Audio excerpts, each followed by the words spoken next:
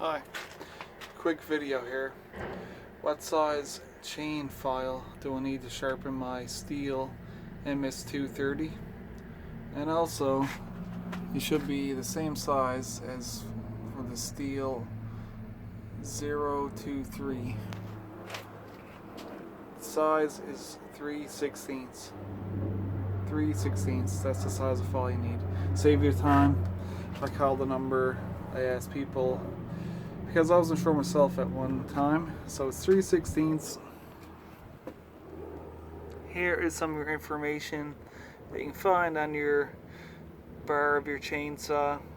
The size that your chain of chain that should come with it. It's right there, but 3/16. So go sharpen that chain. Do it now.